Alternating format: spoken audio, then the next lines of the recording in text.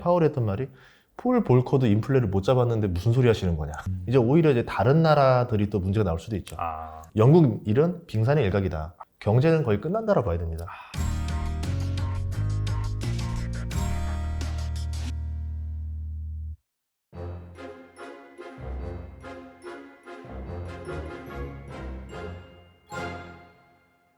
네, 전인구 소장님 모셨습니다. 안녕하세요. 안녕하세요. 반갑습니다. 예. 잘 지내셨나요? 잘 못 지냈어요. 혹시 여기 멀리 좀 더 빠지셨는지? 조금 빠진 것 같아요. 예. 이게 그때보다. 7월까지 좋았다가 9월까지 좋았네요. 좋았다가 맞아요. 이제 최근 한 달이 너무 안 좋아가지고 거의 뭐 사람들 심리적 지지선이었던 12,000이 깨지고 11,000이 깨지고 10,000 찍다가 지금 11,000을 회복했거든요. 근데 최근에 또 장이 기대감이 또 살짝 나와서 더 헷갈리는 장인 것 같아요. 맞아요. 이거 진짜 반등이야? 아니야? 이러면서 그래서 이제 그거에 대한 이야기들을 좀 해보면 좋을 것 같습니다.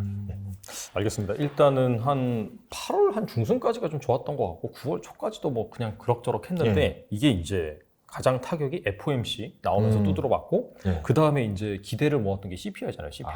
거기서 그냥 다 무너졌죠. 네. 그때 CPI 나오고 나서 예상치 상이라서 쭉 빠졌다가 다시 말아 올렸더니 그 뒤에 또 빠지고 아무튼 지금 거의 뭐 우리나라 지수는 연저점 경신을 했고 나스닥 같은 경우에도 경신을 했는데 이게 많이 깨지냐 많이 하는 상황에서 일단 약간 좀 반등세가 나오고 있긴 한데 일단은 지금 가장 중요한 핵심이 인플레이션이고 거기에 따른 지금 기준금리 인상이잖아요. 제가 이제 데이터를 보니까 그 CME 컨센 보면은 내년 기준금리 컨센이 4.75에서 5%가 거의 한 70%?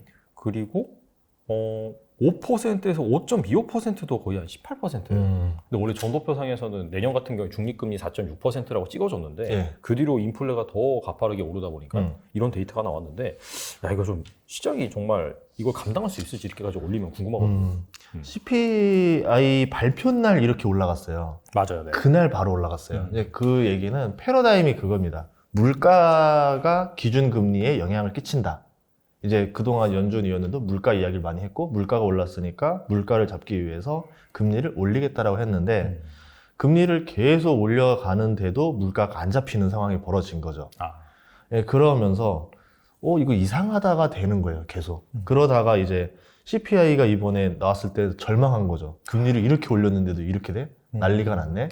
그리고 나서 영국 연기금이라든가 일본의 행동들을 봤을 때 이제 미국의 기준금리 올리는 행동에 반발하는 행동을 합니다.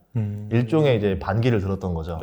그런 걸 보면서 왜 그러냐고 했더니 나라가 파산할 것 같다. 연기금이 파산할 것 같은데 지금 어떻게 내가 너네 거에 동조를 하겠냐. 이렇게 되면서 이제 미국에서도 고민을 좀 해보는 거예요. 이제 저번 주 주말에 굉장히 많은 일들이 있었거든요.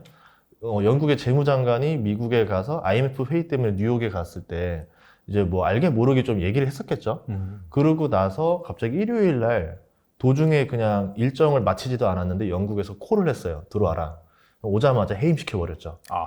맞아요. 그것들을 봤을 때는 영국에서 뭔가 마지막 딜을 좀 하러 갔던 것 같은데 그게 성공하지 못하고 안 되는 것 같으니까 상황은 급박하고 이제 해임을 하고 헌트 재무부 장관으로 이제 바꾸면서 시장에 신뢰를 주고 이제 안정을 시켜놨습니다. 이제 간신히 이제 막아놓은 상태인데 여기서 금리를 더 올리게 되면은 이제는 더 많은 균열이 나가겠죠. 그래서 이제 연준에서도 생각을 해봐야 될 것 같아요. 이제 하나는 뭐냐면 금리로만 해결되는 게 맞는가? 금리가 아닌 다른 방법은 없을까를 찾아봐야 될 것 같고 또 하나는 이제 새로운 논리가 필요하다는 거죠.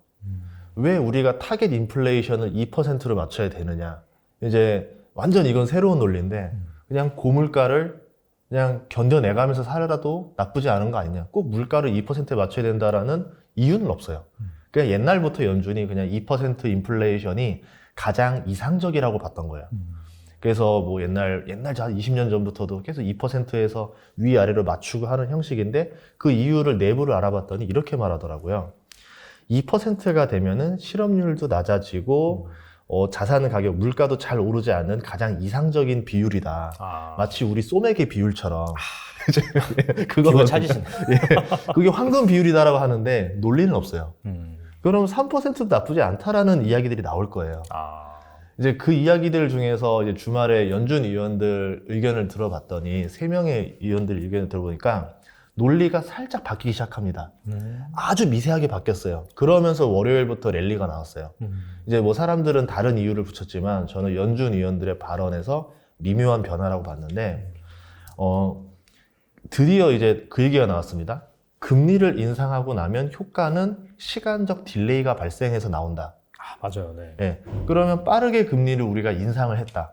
그러면 이제 앞으로 몇 달 뒤에 나올 효과들을 우리는 알 수가 없다. 이제 한마디로 경기 침체를 얘기하는 거겠죠. 그럼 우리가 했을 때 어느 정도 기준 금리를 올려서 물가를 잡은 다음에는 멈춰야 될 필요가 있다. 어떤 위원은 물가를 잡은 다음에 멈춰야 될 필요가 있다 말하는 사람이 있고, 어떤 사람은 그냥 금리를 좀 빠르게 올린 다음에는 잠깐 지켜봐야 될 시간이 필요하다. 이렇게 표현했었고요. 네.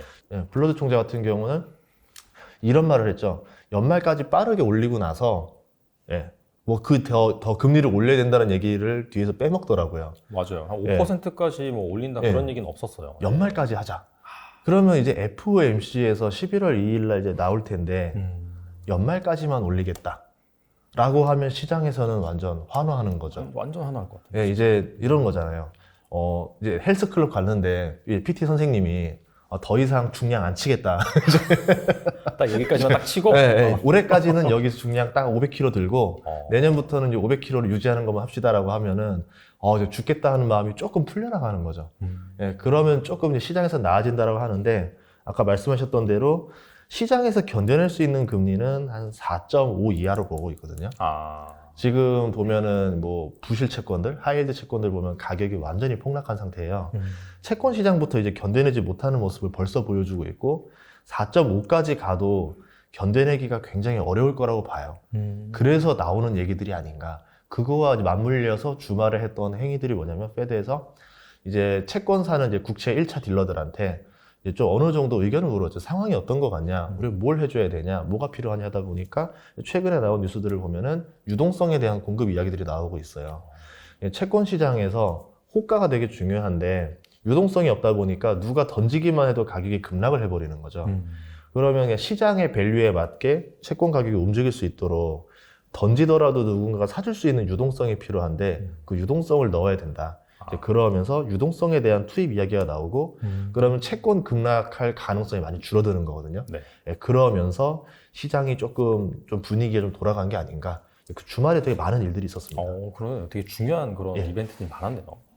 그러면서 이제 랠리에 대한 기대감을 주는데 뭐 기본적으로 바뀐 것들은 많지는 않죠. 현실은 바뀐 것들은 없지만 기대감이 이제 쌓였다는 거고 우리가 6월, 7월 달에도 봤지만 기대감으로 인한 랠리들은 반대로 그 기대감을 FOMC 발언에서 확 꺾어져 버리면은 그냥 사라져요. 그럼 11월 2일 날 이제 파월 의장이 무슨 소리야? 나는 계속 올릴 거야. 이렇게 강한 발언을 해버리면은 가는 거예요. 근데 파월 의장의 발언이 되게 좀 이게 예측이 좀 어려운 게 최근에 이제 카더라 통신들에 의하면은 이제 파월 의장이랑 좀 미국의 정치인들이랑 좀 몇몇 이제 경제위원들이랑 대화를 나누는 게 있었대요. 11월 2일에 좀 금리를 좀 살짝 멈추면 어떠냐. 물가 좀 잡힌 거 아니냐. 뭐 이런 식으로. 이게 몇 달 전 얘기죠. 그랬더니 파월이 했던 말이 폴 볼커도 인플레를 못 잡았는데 무슨 소리 하시는 거냐. 그러니까 폴 볼커도 못 잡았다라고 생각을 한다는 거는 폴 볼커보다 더 강하게 가야 될 수도 있다. 이제 이런 말을 하는 게 지금 파월 의장이기 때문에 뭐 다른 위원들이 아무리 좋은 말을 한다 하더라도 파월 의장의 어떤 의중에 따라서 11월 2일이 큰 변동성을 줄 수 있다는 거죠. 다만 이제 새로운 논리는 아까 그거 이제 실적 랠리. 실적이 좋으니까 이러는 거죠. 그냥 뭐 고물가면 좀 어때? 기업들이 돈을 잘 벌면 되는 거 아니냐. 뭐 미국인들 계속 돈 잘 쓰고 있으면 되는 거 아니냐고 했는데 미국인들 카드 사용량이 8%가 더 늘었대요. 그래서 소비는 계속 살아있는 거예요. 물가가 오르던 말던. 근데 문제는 뭐냐면 코로나 전 때보다 저축액이 굉장히 많아졌습니다. 기본 저축액이 미국인들이. 그러니까 자기들이 잉여 돈이 있기 때문에 지금은 그 현실적인 체감을 못 하는 거예요. 돈 쓰는데. 그래서 이제 이것들이 다 바닥 났을 때부터 경기 침체가 올 것이다. 실질적으로 경기 침체 시그널이 나오려면은 한 내년 상반기쯤 돼야 되지 않겠는가. 그럼 기업들은 이제 내년 2분기라던가 이런 실적 발표들이 나오면 그때 조금 어려워지지 않을까. 이렇게 보고 있습니다. 그리고 앞서서도 영국 이슈를 말씀해주셨는데 예. 영국 이슈가 이게 진짜 좀 시장을 좀 좌지우지하는 것 같아요. 예. 어제 같은 경우에도 이 영국에서 뭐 사실 뭐 감세한 철회 이거는 확정이 됐는데 또 양적 긴축 그냥 한다. 약간 예. 그런 부분 때문에 장중에 좀 변동성이 나온 것 같긴 하거든요. 이 앞으로 영국 리스크 어떻게 봐야 될까요? 약간 좀 끝났다고 봐야 될까요? 계속해서 좀 지켜봐야 될까요? 저는 끝났다라고 봐요. 어. 왜냐하면 네. 뭐 물론 이슈들로는 끝난 것들이 아닌 게 맞는데 긴축을 한다. 그리고 이제 뭐 그 감세안을 철회한다.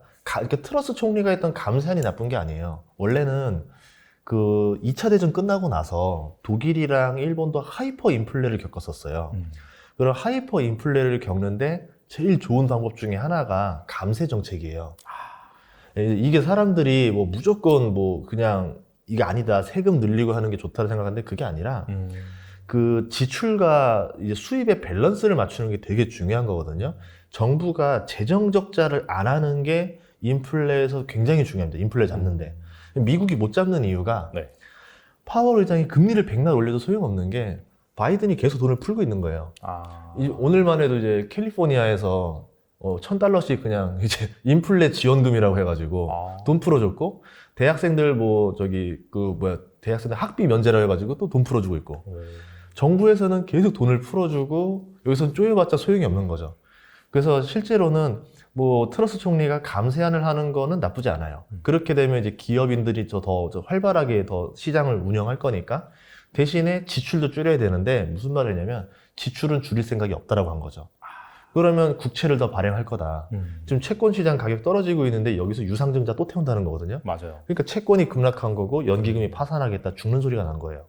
그러면은 이제 헌트 총리로 나오면서 여러 가지 뭐 취소 철회 계획을 봤는데 멘트들을 보니까 시장에 신뢰감을 주는 멘트였었어요. 이 사람의 말이 시장에 교란시킬 것 같진 않다. 이 사람의 말을 행동으로 지킬 것 같다. 그러면은 이제 시장에서는 저 사람의 말대로 내가 믿고 투자했을 때 갑자기 뒤통수를 치는 일은 없을 것 같다라고 되면서 채권 시장이 어느 정도 안정화가 되지 않았을까. 그래서 저는 영국 리스크는 어느 정도 좀 해결됐다고 생각을 합니다. 이제 오히려 이제 다른 나라들이 또 문제가 나올 수도 있죠. 금리가 올라가게 되면 지금 제일 걱정되는 게 베트남이고요. 그 다음으로 이제 한국도 문제가 될 수가 있고, 여러 나라들이 지금 수면 위에 떠오르지 못한 거예요. 영국은 이제 최근에 격동기니까 이제 이걸 좀 드러냈던 거고, 네네. BCA 리서치에서 나왔던 내용들이 영국 일은 빙산의 일각이다. 지금 수면 아래 수많은 채권 레버리지들이 숨어 있는데, 여기서 금리를 더 올리고 채권 가격 더 떨어지면 이제 이것들이 이제 드러나기 시작하겠죠. 그때는 이제 우리가 생각하는 리먼급의 상황이 나올 수도 있겠죠. 그러면은 지금 약간 시장에서 아직 반영하지 않고 있는, 충분히 많이 빠지긴 했지만 숨겨져 있는 악재가 방금 말씀하신 뭐 채권 레버리지에 관련돼서 금리가 상승함에 따라서 여기서 약간 좀 마진콜이라든지 매물이 나올 수 있는 그런 부분을 좀 염두를 해둬야 되나요? 이거는? 염두해야죠. 왜냐하면은 약간 시장이 견뎌낼 수 있는 금리가 있는데, 이제 대략적으로 연준이 한 4.5 정도 선에서가 한계 금리라고 저 보고 있거든요. 네네. 그러면 이 한계 금리 업으로 더 금리를 더 올려나가면 채권 가격은 더 떨어진다는 얘기예요. 지금 뭐 10년물, 30년물만 봐도 미국 10년물이 올 초 대비 15% 빠졌고 미국 30년물이 30% 빠졌더라고요. 33%인가? 네. 그럼 여기서 금리가 더 올라가면은 더 떨어질 건데 신용으로 주식해 보시면 알겠지만 마이너스 40% 뜨면 콜 나오거든요. 무조건 나오죠. 네, 그러니까 이제 그런 일이 벌어진다라는 거죠. 미국조차도 그런데 다른 나라들은 더하다는 거죠. 그래서 약간 뭐 옐런인가? 약간 채권을 매입해준다 그런 얘기를 나온 것 같은데, 그게 어떻게 본다면은 약간 좀 그럴 가능성을 좀 미리 생각을 해서 좀 조치를 취해야 된다라는 메시지라고 좀 볼 수가 있을 것 같네요. 이제 영국의 사례를 보여준 거예요. 그러니까 채권 시장이라는 건 주식 시장보다 훨씬 큰 것이고, 채권이 정말 중요한 게 경제의 근간이 되는 시장이거든요. 신용. 채권, 연준에서도 2%라는 인플레이션율을 맞추려고 했던 이유가 그동안 발행했던 채권들에 대한 금리와의 약속도 있기 때문에 그런 거예요. 이것들을 만약 3%를 목표로 하겠다, 타겟을 4%로 잡겠다 그러면은 기존에 있었던 채권 발행에 대한 그 신용도를 다 깨져버리게 되는 일이기 때문에 채권 시장이 무너지면은 경제는 거의 끝난다라고 봐야 됩니다. 그러니까 이것들을 지키기 위해서 지금 안간힘을 쓰고 있는 거고, 연준에서도 이제 그 뭔가 분위기를 보는 거죠. 예전에는 금리 인상한다라고 하면 환호를 했는데 물가는 못 잡고 있고, 금리를 또 올린다라 그러면은 다 죽겠다라고 하는 거고 나중에 리먼급으로 뭔 일이 다 터졌어요. 연준 애들 때문에 터졌다. 그러면 이제 이 사람들은 이제 평생 두고두고 욕먹는 사람이 되는 거거든요. 근데 나중에 봤더니 버냉키가 이번에 노벨 경제학상을 탔습니다. 예, 그래서 그걸 보면서 우리 그동안 버냉키 엄청 욕했잖아요. 야, 버냉키가 경제학상을 탔다고? 이러면서 이제 뭔가 시장의 분위기가 바뀌었다는 걸 느끼는 거죠. 이제는 돈을 풀고 우선 살리는 게 더 나을 수도 있겠다. 이제 어떤 전환점이 좀 돌지 않았나 생각을 해요. 약간 버냉키가 이제 노벨 경제학상을 수상한 것 자체가 약간 그런 메시지를 던지는 게 아닌가 그렇게 해석해 볼 수가 있다. 예, 약간 스위스 은행에서 준다라 들었는데 스위스에서 준 뭐 이유들도 있겠죠. 그러니까 전반적으로 14년 지난 사람한테 왜 갑자기 이걸 주냐? 그러면 생각해 보니까 왜 이 타이밍에 주냐? 이게 메시지가 없다라고 할 수는 없거든요. 그러니까 지금 세계를 생각해라. 미국만 생각하지 마라. 미국은 패권주의를 했었지만 그래도 여러 나라들을 다 같이 이끌고 다니면서 했었던 미국이었었는데 왜 지금 미국이 너 혼자 살려고 하냐? 이거는 지금 잘못된 행동 아니냐? 어떤 그런 경고성 아닌가 생각을 합니다. 알겠습니다.